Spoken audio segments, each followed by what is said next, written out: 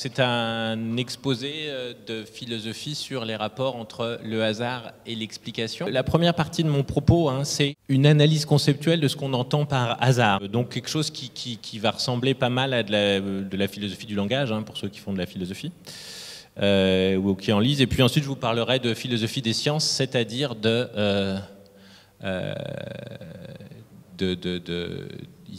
d'explications en biologie évolutive et écologie. Je vais souligner déjà et développer l'idée que le hasard s'oppose, quand on dit c'est par hasard, ça s'oppose à certains types de causalité. Et donc je vais un peu développer ça. Alors, tout de suite une précision, si on est purement déterministe, c'est-à-dire que si on pense que tout état du monde est intégralement déterminé par l'état précédent, c'est ça le sens strict de déterministe. Donc à ce moment-là, tout a une cause. Alors tout n'est peut-être pas prédictible, la prédiction c'est encore autre chose, mais au moins tout a une cause, ou pour le dire selon une formulation qui est devenue canonique, elle se trouve dans la critique de la raison pure d'Emmanuel Kant, chaque événement en suppose un autre duquel il succède selon une règle. Donc ça peut être tenu pour une formulation du déterminisme. Et si on pense ça, évidemment que le hasard qui s'opposerait à la causalité, ça peut difficilement être très objectif, très ontologique, très dans les choses, si vous voulez. Donc, alors il y a une grosse question philosophique dont je ne vais pas parler du tout, mais je l'indique, qui est que réfléchir sur le hasard, c'est se dire que bon, ça arrive par hasard, ça c'est peut-être plus probable que ça, mais les deux peuvent arriver. Et on a ce qui s'appelle le calcul des probabilités, qui est une approche... un outil mathématique très fort pour traiter du hasard. Très fort au sens où, au fond, depuis le 19e siècle, depuis, par exemple, Boltzmann, Mendel, Darwin, le calcul des probabilités a transformé la science, puisque une bonne partie de la science s'énonce en termes de calcul des probabilités. Et la question de savoir si ces probabilités et le hasard de choses qui sont plus ou moins probables, si ces probabilités sont dans la nature ou pas dans la nature, où est-ce qu'elles sont. En général, en philosophie, on appelle ça le problème de l'interprétation des probabilités. Puis alors, il y en a plusieurs. Il y a les probabilités comme fréquence, les probabilités comme croyance, si on pense que le hasard est une mesure de notre ignorance, les probabilités comme propension. Je ne vais pas du tout parler de ça, ce n'est pas ma spécialité. Et puis, moi, je vais parler plus simplement, en fait, non pas de l'outil mathématique qu'on a pour traiter du hasard et traiter du hasard en sciences, mais de ce qu'on entend par hasard. Voilà. Donc c'est ce qu'on appelle parfois en philosophie de l'analyse conceptuelle. Après, je viendrai à quelque chose d'un peu plus solide concernant la science. Qui dit hasard dit en quelque sorte quelque chose comme une absence de raison. C'est le premier sens. Parfois on dit oh, non, j'étais là, c'est juste un hasard, mais il n'y a pas vraiment de raison. Bon, c'est une phrase qu'on peut dire parfois. Et je vais déployer, expliciter, déplier cet énoncé-là. Alors, une raison, la raison des choses, elle peut être de plusieurs ordres. Alors effectivement, c'est ce que je développe longuement dans le bouquin dont j'ai parlé. Une raison, c'est une réponse à la question pourquoi. Elle peut être de 3 ordres. Le premier, dont je ne parlerai pas du tout ici, qui est la justification d'une croyance. Le second, qui est la cause d'un événement. Le troisième, qui est le but ou l'intention d'une action. Bon, je ne parle que des 2 derniers. Et donc, quand on dit hasard, souvent, ça s'oppose à la causalité intentionnelle. C'est-à-dire, quand je dis je l'ai rencontré par hasard, ça veut dire j'y suis pas allé pour le rencontrer, mais bon, il était là et voilà. Ça ne dit pas du tout que ces choses n'ont aucune cause. Bien sûr qu'il y a des causes, il y a plein de causes, mais il se trouve que dans la raison suffisante de l'événement qui fait que je l'ai rencontré, ni mon intention, ni son intention n'entrent en ligne de compte. C'est évidemment la phrase type de ce qu'on appelle parfois les théories complotistes, même si j'aime de moins en moins le mot. Le complotiste va se dire « Ah, c'est pas un hasard si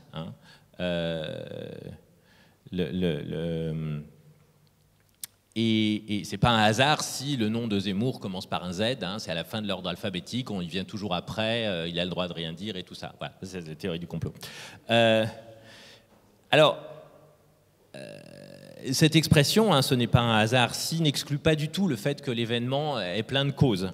Ce qu'il exclut, c'est... le hasard, ici, exclut que l'événement ait une cause intentionnelle. Alors évidemment, il y a toute une affaire métaphysique très intéressante sur le fait que il y a des choses qui ont plein de causes, mais on dit qu'elles arrivent par hasard. C'est-à-dire qu'il n'y a pas de cause intentionnelle derrière, et on va vouloir, on ne sera pas satisfait du fait qu'elles arrivent par hasard, et on va vouloir trouver une cause intentionnelle d'une manière ou d'une autre. Typiquement, ça a à voir avec la question de, par exemple, l'idée de destin, l'idée de religion, évidemment, l'idée de complot, par rapport à la question du hasard et de la causalité et de l'intentionnalité. Les théories du complot et les religions marchent à peu près pareil, hein. Alors, deuxième opposition, en général, quand on dit aussi c'est un hasard, et là c'est un tout petit peu plus compliqué, en fait ça peut s'opposer à la causalité non intentionnelle, hein. En quel sens? Au sens où, par exemple, on va dire oui, c'est un hasard si tel événement, telle bataille a été perdue, hein, c'est un hasard. Alors dans mon bouquin, je développe cet exemple de la défaite de Waterloo, où alors il y a pas mal de causes, mais il y a un truc, c'était les gars, ils avaient un mauvais plan les Français, ils avaient un mauvais plan une mauvaise carte du terrain, et donc ils pensaient que les canons anglais, ils étaient en bas à gauche, et ils étaient un mètre à droite, plus à droite, donc ils ont raté tous leurs tirs et tout. C'est une des causes de la défaite de Waterloo. Et souvent, on peut dire, c'est vraiment un hasard qu'ils aient perdu. Et qu'est-ce qu'on veut dire par là? En fait, on indique quelque chose du degré de probabilité de l'événement. C'est-à-dire que c'est un événement à probabilité faible qui est arrivé, hein. Imaginez, vous êtes en été, il pleut à verse, il y a quelqu'un qui pourrait dire c'est un hasard si ce jour-là il pleuvait. On dira pas c'était un hasard si ce jour-là il neigeait en hiver, parce qu'en hiver il est censé neiger, donc c'est pas un hasard. Ouais, le 23 juin, si vous avez des grêlons gros comme des balles de tennis, vous direz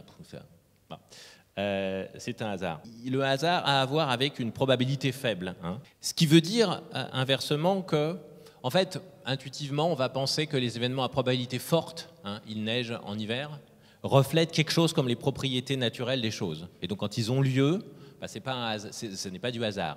En revanche, quand les propriétés naturelles des choses ne sont pas reflétées, et donc quand les événements à probabilité faible arrivent, on va dire que c'est du hasard, hein.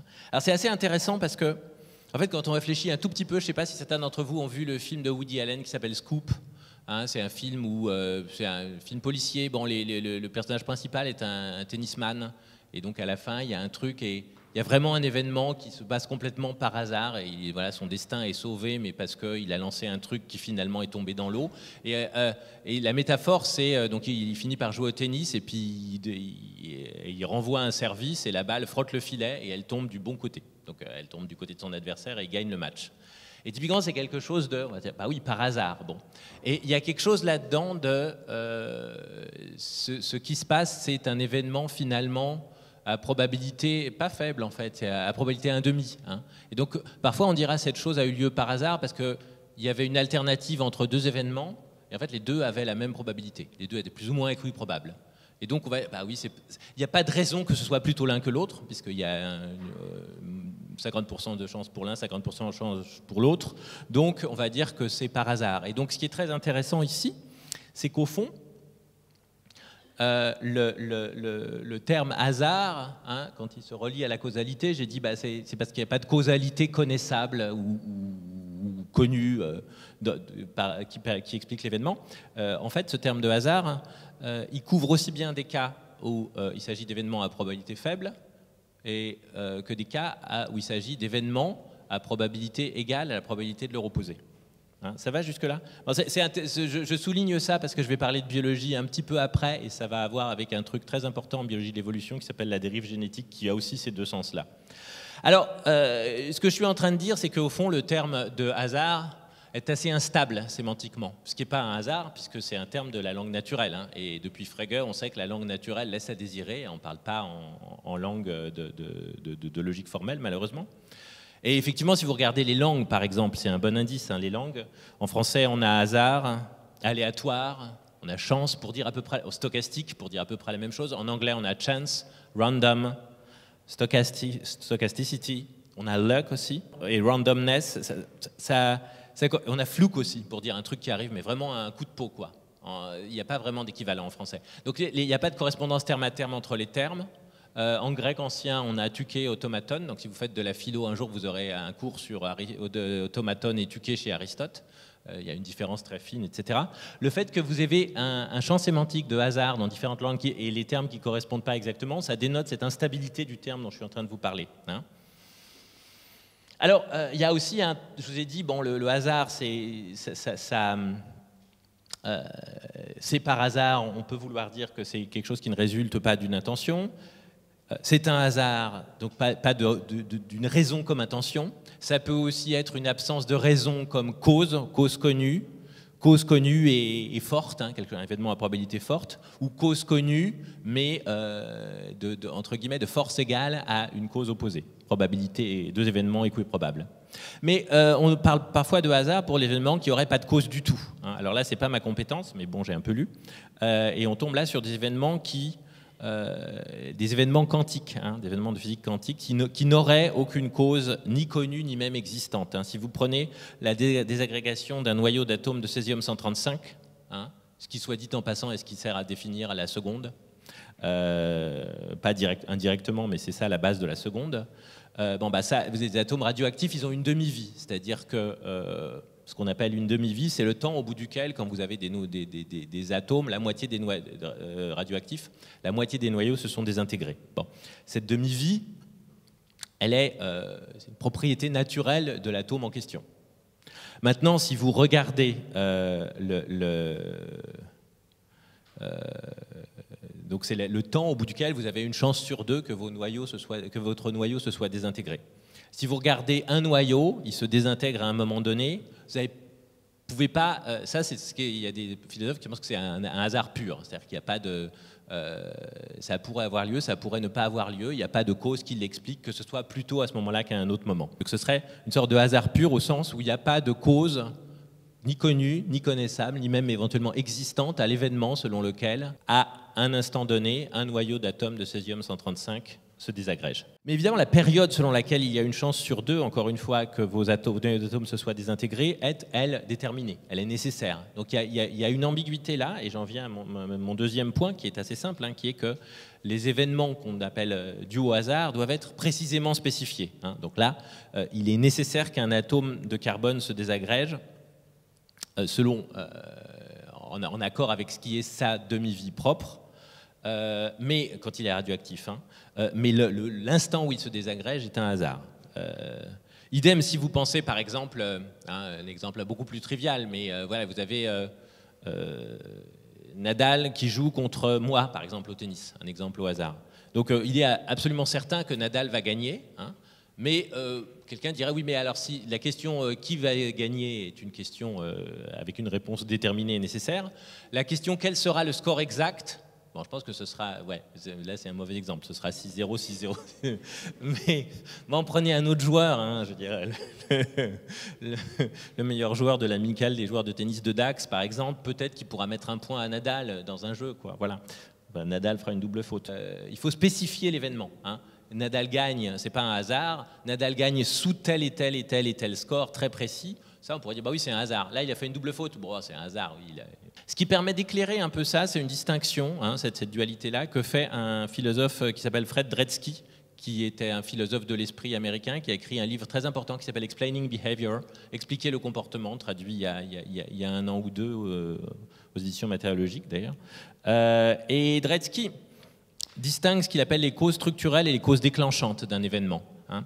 Et parce que naïvement, quand on parle de causalité, par exemple, on va dire voilà, il y a un incendie parce qu'il y a un gars, il a jeté une cigarette mal éteinte. Hein. Vous avez remarqué, à chaque fois qu'il y a des incendies dans le Var ou dans le Sud, il y a toujours un crétin, toujours un crétin qui a laissé une cigarette, comme si les gens n'étaient pas... Bref. Et en fait, quand on réfléchit, non. Hein, il y a un article assez connu de Russell là-dessus, pas sur les crétins du Var, mais sur la causalité, où il dit très bien, oui, okay, il a jeté une cigarette pas allumée, ça a mis le feu, mais s'il n'y avait pas eu tel état de la végétation, avec des broussailles très sèches, telle circulation du vent, qui permet finalement qu'il y a un incendie qui se déclenche, s'il n'y avait pas eu d'oxygène, hein, parce que si on était sur une planète sans oxygène, vous pouvez jeter toutes les cigarettes que vous voulez, ça ne sert à rien hein, pour créer des incendies. Mais c'est juste que ça, on n'y pense pas. Bon. Alors, ce que Dretske appelle cause structurante et cause déclenchante, la cause déclenchante, c'est l'allumette ou la cigarette que vous jetez par terre. Cause structurante, c'est tout le reste qui fait que donc la structure du monde, si vous voulez, qui fait que le fait qu'une cigarette jetée par terre crée un incendie. Hein. Typiquement, c'est quand même un exemple d'actualité, il y a des gens qui se demandent est-ce que le réchauffement climatique est la cause de l'incendie de Lytton, où il fait 50 degrés, au Canada, en Colombie-Britannique, il y a 2 jours. Hein. C'est très spectaculaire, 90% de la ville a cramé. C'est vraiment beaucoup. Bon, c'est une petite ville, mais quand même. Alors, bah oui et non. Hein. C'est-à-dire que la cause déclenchante, c'est sans doute à un moment donné telle partie de telle maison qui a pris feu. Hein. C'est ça qui a déclenché l'incendie.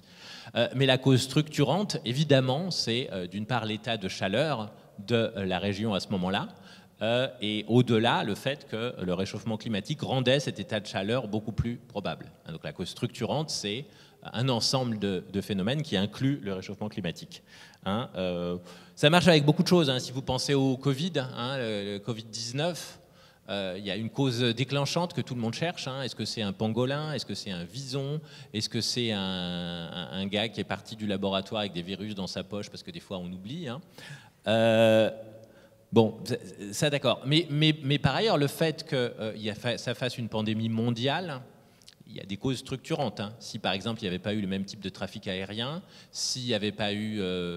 pour prendre dans le cas d'accident de laboratoire, hein, pour ceux qui connaissent, l'une des thèses possibles, c'est qu'il y a des dans le labo, on trafiquait les virus, enfin on trafiquait, pour essayer de comprendre comment les virus de zoonoses, hein, les virus animaux peuvent passer à l'humain. Vous faites des expériences, donc vous faites vous faites de la modification de virus, donc vous faites des expériences dites de gain de fonction, où vous essayez de trafiquer la protéine par laquelle le virus s'accroche à la cellule de la cible. Et c'est des expériences qu'on fait, et effectivement, c'est des expériences qui, ça intéresse beaucoup, ça permet de beaucoup publier. Hein. Vous êtes en Chine, si vous ne publiez pas vos 14 articles par an, de toute façon, vous êtes viré et vous êtes chômeur. Donc, faire des articles qui, entre guillemets, marchent bien, c'est très important. Donc vous êtes dans un système où il y a ça. Donc les gens vont faire effectivement ce genre d'articles. Ils vont faire ce genre d'articles parce que c'est dans la structure de la science chinoise et du système chinois et de la science en général, hein, pas juste chinoise, c'est le genre de truc qui rapporte et les gens font ce qui rapporte. Voilà. Donc ça fait partie des causes structurantes, si vous voulez. Hein, la cause structurante, c'est toujours le capitalisme, c'est facile. C'est une blague. Ceci dit, évidemment, cette question des causes structurantes et des causes déclenchantes, c'est assez général et c'est important. Hein. Vous savez, il y a des gens qui disent oui, il y a des gens, ils travaillent beaucoup et ils sont doués, Zuckerberg, et comme ça, ils deviennent très riches. Hein. Ok, d'accord. Mais après, vous pouvez aussi dire oui, mais il ne peut devenir très riche que dans un système où, par exemple, il y a telle et telle université, il y a tel type de système économique, il y a tel type de... je veux dire, Zuckerberg sur les îles trop brillants, il fait pas Facebook, hein, il échange des coquillages comme les autres. Peut-être un peu plus de coquillages, mais donc les causes structurantes, c'est évidemment le système social, le machin. Donc vous avez depuis longtemps hein, ces débats en sociologie hein, ou en politique sur holisme, réductionnisme en sociologie, et en politique, en gros, la droite et la gauche. Hein, oui, ça a beaucoup à voir avec ça. Hein. Si vous êtes de gauche, vous avez tendance à dire ah ben oui, mais enfin les gens qui sont riches, ils sont riches parce qu'il y a un système social qui leur permet d'être riches. Hein. Je veux dire. C'est pas juste qu'ils sont beaucoup plus intelligents que les autres. Les gens qui sont de droite vont dire oui, mais ils ont beaucoup plus travaillé. Voilà.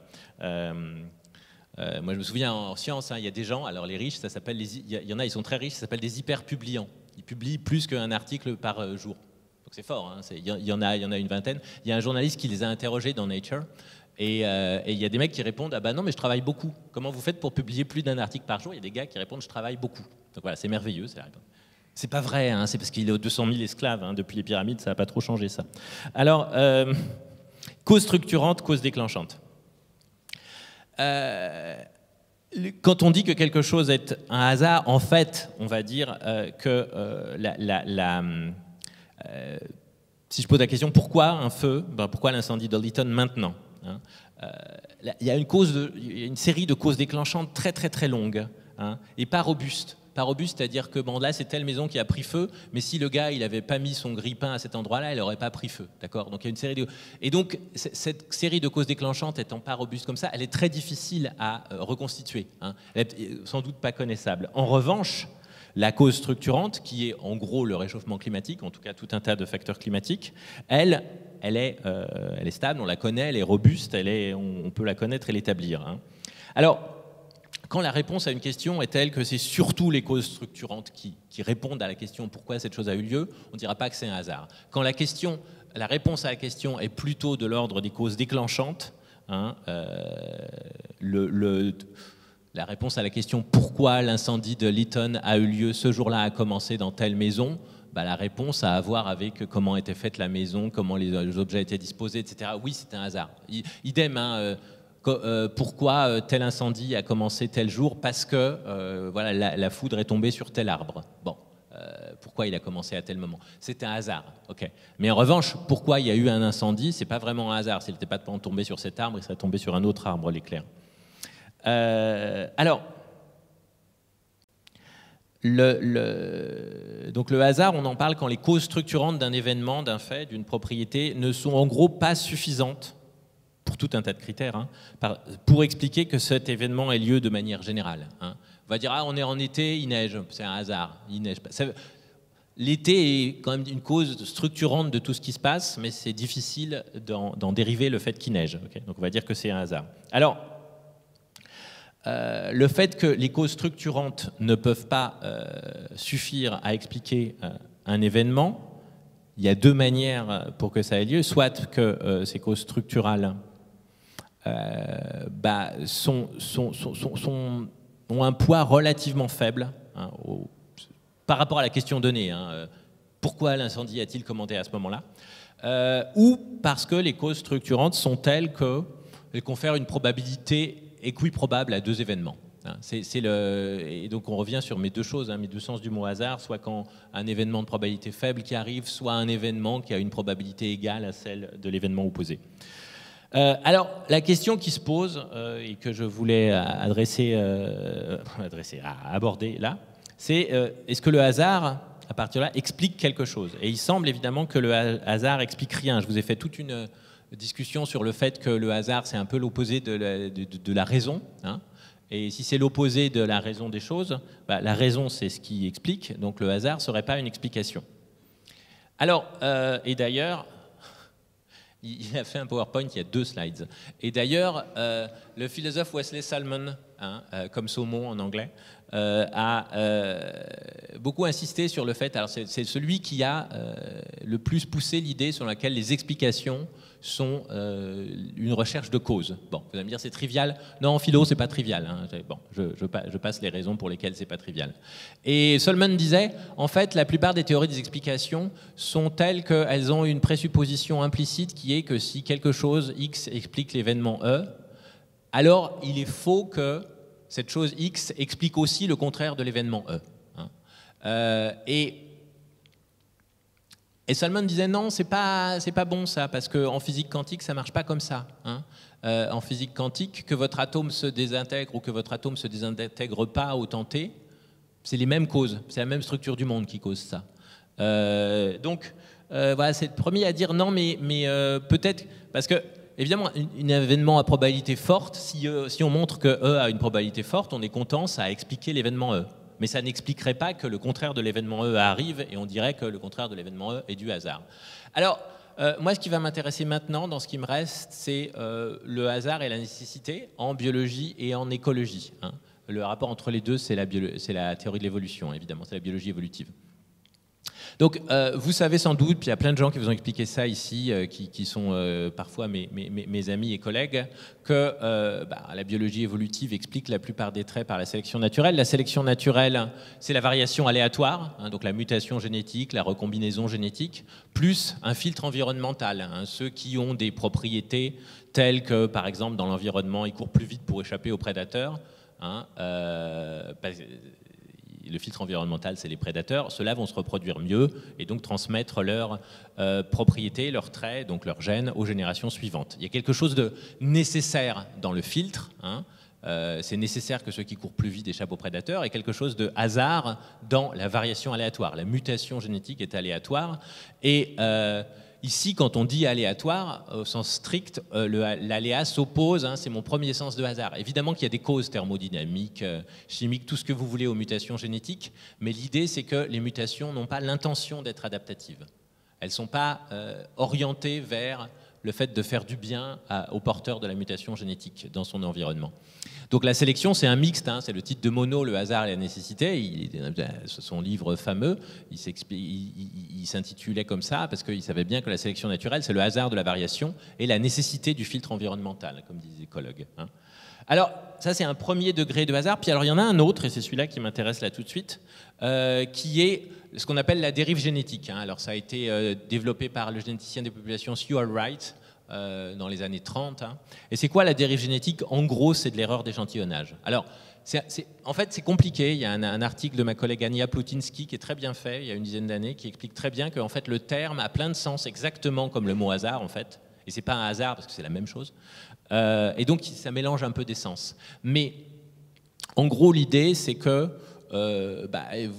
si vous avez une grande population, c'est ceux qui courent vite qui échappent aux prédateurs. Ceux qui courent vite ont beaucoup de chances d'échapper aux prédateurs, et la plupart de ceux qui auront échappé aux prédateurs, c'est ceux qui couraient vite. Okay, si vous avez une petite population, il y en a peut-être qui courent vite, mais après imaginez, il y en a un qui court très vite, mais il tombe dans un trou, il meurt. Bon, il y a une population de 5 animaux. Hein.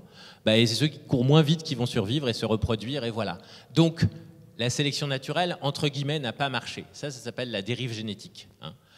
Ça a à voir avec quelque chose de mathématique qui est tout bêtement la loi des grands nombres. Hein. La loi des grands nombres, c'est que les choses qui ont la probabilité la plus grande dans un grand échantillon, la plus haute, pardon, dans un grand échantillon, auront tendance à se réaliser. Autrement dit, les fréquences des événements vont refléter les probabilités à long terme ou sur un grand échantillon. Mais maintenant, évidemment, sur un petit échantillon, les fréquences ne reflètent pas forcément les probabilités. Si vous tirez à pile ou face 4 fois, c'est possible que vous ayez 4 fois face. Hein. Vous n'êtes pas en train de tricher, vous n'êtes pas les fréquences qui reflètent les probabilités, c'est 2 fois pile, 2 fois face. Hein. La probabilité de pile est 1,5, la probabilité de face est 1,5. Donc voilà, ça c'est la dérive génétique. Alors une grosse question en biologie évolutive, c'est est-ce que des traits sont dus à la sélection naturelle ou à la dérive génétique? Alors, la dérive génétique a ça d'intéressant qu'elle correspond exactement à mes deux sens de hasard de tout à l'heure. Hein. C'est-à-dire qu'on va parler de dérive génétique. Dans mon exemple de ceux qui courent vite, celui qui court vite et qui tombe dans un trou, la dérive génétique concerne le fait que ce qui a une probabilité plus faible que le reste se réalise. Il y a un autre cas, quand vous avez par exemple deux animaux dont alors les chances de survie et de reproduction, ou plantes, hein, ce que vous voulez, sont strictement égales. Ils ont des traits différents, mais leurs chances de reproduction sont strictement égales. On va dire que la dérive génétique explique qu'il y a un trait qui l'emporte contre l'autre. Donc vous avez un second sens de dérive génétique ici. Okay, alors, en biologie évolutive et en écologie, on a développé, dans les années 60, des théories qu'on appelle neutralistes, c'est-à-dire des théories qui donnent un grand poids à la dérive génétique contre la sélection naturelle. Hein, bon, ça, ça, je passe parce que, voilà, il faudrait... Alors, en biologie évolutive, c'est ce qui s'appelle la théorie neutre de l'évolution, hein, développée par le généticien des populations japonais Moto Kimura depuis les années 60. Hein, donc, c'est très mathématisé, c'est assez sophistiqué, mais l'idée de base, c'est que la dérive génétique dont je viens de vous parler, c'est ça qui sculpte les séquences de génome. Pour tout un tas de raisons, et en particulier des raisons très simples, qui sont que vous savez qu'on a des gènes, donc c'est des filaments d'ADN, pour dire très vite, et il y a un code génétique qui relie des triplets nucléotides à des acides aminés, et pour un même acide aminé, vous avez plusieurs triplets de nucléotides qui codent pour lui. Okay, il n'y a pas un triplet d'acide aminé, de nucléotides donne un acide aminé, un autre triplet donne un autre, etc. Donc le code génétique est ce qu'on appelle parfois redondant. Donc maintenant, si vous posez la question, c'est quoi qui explique la séquence génomique d'un animal, d'une espèce, hein, pourquoi la séquence génomique, elle est plutôt comme ci que comme ça? Vu que vous avez beaucoup de parties, donc de séquences de nucléotides, qui codent pour le même acide aminé, hein, okay, que d'autres séquences de nucléotides. Typiquement, deux gènes qui diffèrent par cette séquence d'acides aminés sont identiques en termes de chances de reproduction, puisqu'ils codent pour exactement le même trait. Hein. Donc le phénotype est le même, mais le génotype est différent. Hein. Alors qu'est-ce qui fait que donc le génotype, si vous voulez, a les mêmes chances, l'animal qui porte le génotype a les mêmes chances de reproduction qu'un autre animal qui porterait un autre génotype, mais qui coderait pour les mêmes acides aminés. Donc c'est la dérive génétique qui va expliquer le fait qu'on se retrouve avec des animaux qui ont plutôt le premier génotype que le second. Hein, donc l'idée de base ici, c'est que la dérive génétique sculpte les séquences de nucléotidiques dans notre génome. Hein. Et alors c'est une théorie extrêmement puissante, et ce qui est intéressant, c'est que vous avez alors beaucoup plus tard le développement de la même théorie, d'une théorie symétrique en écologie. Alors il y a un écologue qui s'appelle Stephen Hubble qui a beaucoup travaillé dans les forêts tropicales. Ça c'est une station, voilà, une station très connue, Barro Colorado, forêt tropicale au Panama. Et ce que Hubble développe, c'est une théorie en gros strictement symétrique à la théorie neutraliste en évolution. Donc la théorie neutraliste en évolution, c'est l'idée que vous avez donc des mutations, vous avez de la sélection naturelle et de la dérive génétique. Hein, les mutations des nucléotides, de la sélection naturelle qui sélectionne certains génomes, et puis de la dérive génétique qui ne sélectionne pas, mais qui explique que, donc la dérive génétique, encore une fois, c'est du hasard, qui explique que vous avez telle ou telle gène et donc telle ou telle composition de votre génome. Et donc au niveau écologique, vous avez, Hubble montre que vous pouvez avoir une théorie qui est strictement symétrique, dans laquelle, alors ça veut dire quoi strictement symétrique? Un darwinien naïf qui fait de l'écologie, la question c'est, il se pose la question de la biodiversité. Pour vous êtes dans une forêt, pourquoi vous avez telle espèce avec plein d'individus dans cette espèce, et puis telle espèce avec beaucoup moins d'individus, puis telle et telle espèce, en général il y en a plein, qui ont juste un ou des effectifs très très faibles. Hein. La biodiversité, c'est comme la richesse. Hein. Il y en a quelques-uns qui ont un effectif très fort, beaucoup d'individus, puis il y en a beaucoup qui ont un effectif très très faible, surtout en forêt tropicale. Et une question d'écologue, c'est mais comment vous expliquez ça? Alors, intuitivement, on va être finalement assez darwinien. On va dire, bah là, celui-là, cette espèce, elle est très riche, elle a un effectif très gros parce que voilà, elle aime le terrain humide et le terrain est humide, donc elle est bien adaptée. Hein, le mot-clé, c'est l'adaptation. L'adaptation, c'est le résultat de la sélection naturelle. Cette espèce, elle n'a pas beaucoup d'effectifs parce que finalement, elle n'aime pas trop l'humidité, elle aime plutôt les sols secs. Donc, dès que le sol est un peu sec, elle va être bien, mais il n'y a pas beaucoup d'endroits où le sol est un peu sec. Ok, c'est une explication darwinienne, c'est la sélection naturelle, donc l'adaptation, donc la niche qui explique. Et ce que montre Hubble, c'est que quand vous enlevez cette hypothèse, c'est-à-dire que vous pensez comme si finalement les espèces étaient tout aussi adaptées les unes que les autres, vous faites tourner un modèle qui est un modèle en fait de random walk, de marche aléatoire, et le résultat, c'est que vous allez avoir une distribution d'espèces qui ressemble à ce que vous avez dans la réalité. Donc vous avez une théorie bon, ça, je veux dire, vous allez avoir une théorie neutraliste, donc qui explique par le hasard, qui explique en fait aussi bien que la théorie basée sur la notion de niche, donc d'adaptation, qui est la théorie traditionnelle, où on expliquait, comme je vous ai dit, la biodiversité par les arbres qui aiment l'humide sont plus nombreux parce qu'il y a plus de terrain humide. Bon, je passe ça. Et alors après, il y a eu un débat épistémologique. Hein. Quelles sont les raisons qu'on a pour adopter cette théorie qui part du hasard comme explication, qui est donc beaucoup plus parcimonieuse parce qu'elle ne suppose pas de sélection naturelle, mais qui semble complètement irréaliste parce qu'on a l'impression que quand même les différents arbres ou les différents animaux, ils ont des chances de survie et de reproduction différents les uns des autres.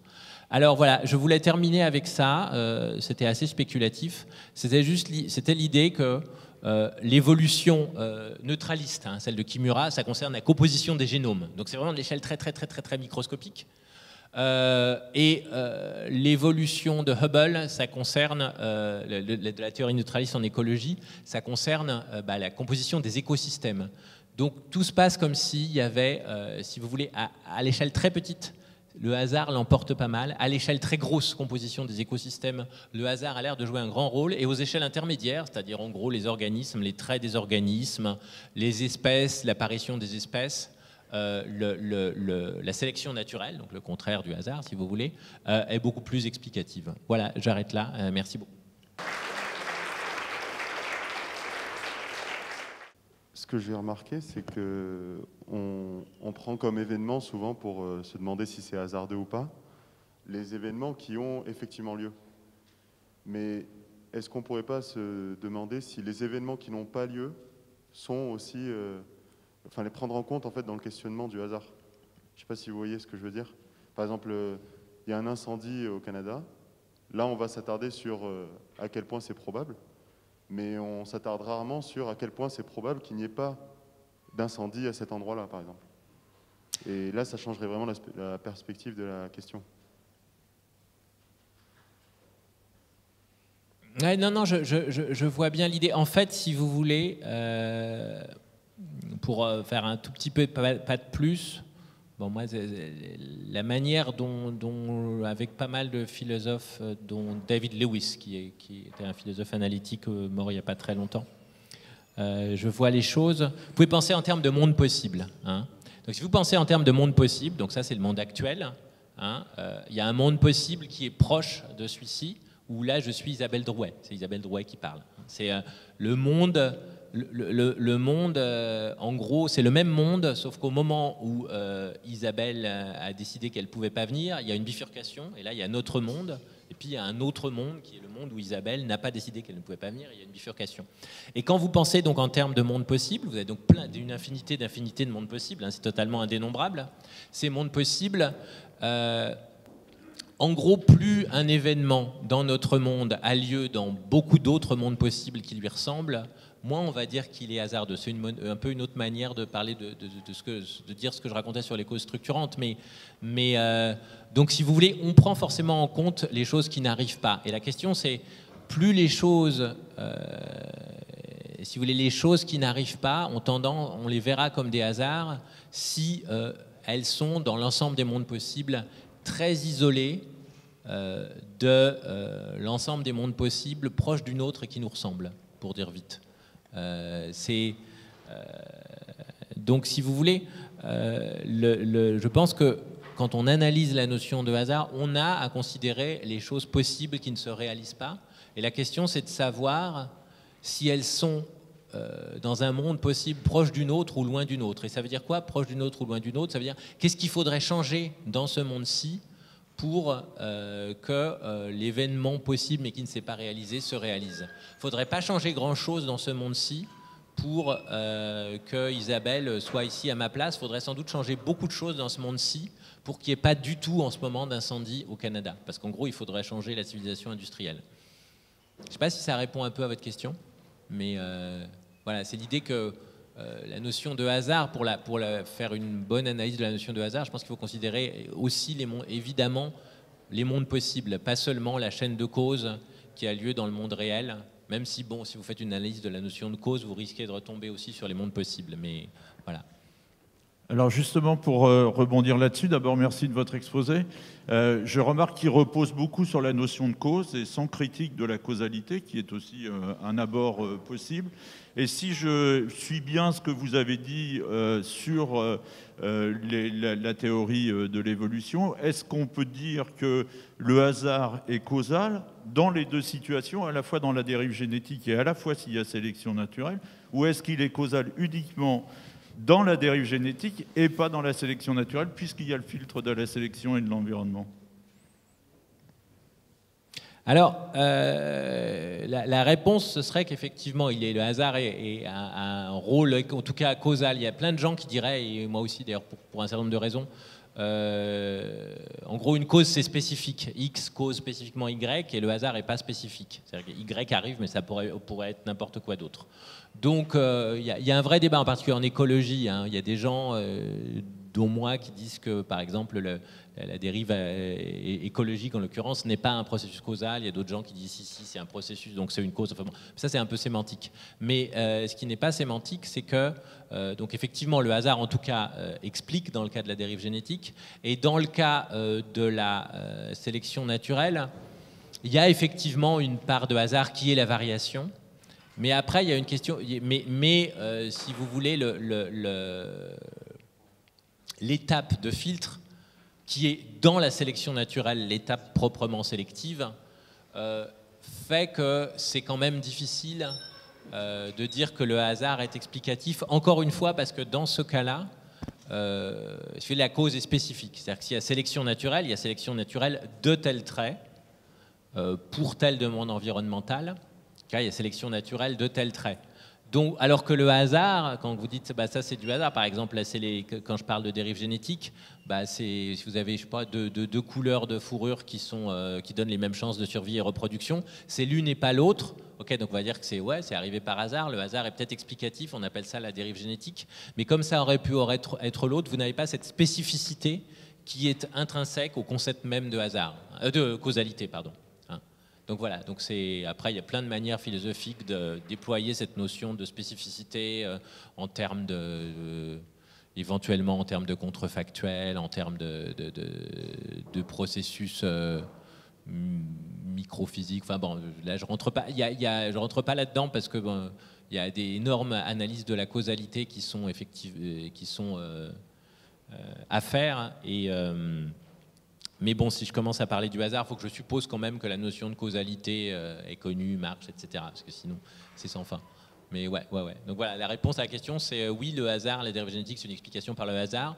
Non, le fait qu'il existe une étape de variation aléatoire dans la sélection naturelle n'en fait pas une explication par le hasard. En revanche, effectivement, pour que la sélection naturelle marche, il faut que la variation soit aléatoire. C'est l'un des premiers trucs qui a été souligné par tous les auteurs de la théorie synthétique de l'évolution. Hein, parce que si la variation n'est pas aléatoire, si la variation produit des traits adaptatifs par elle-même, bah, il n'y a pas besoin de sélection naturelle en fait.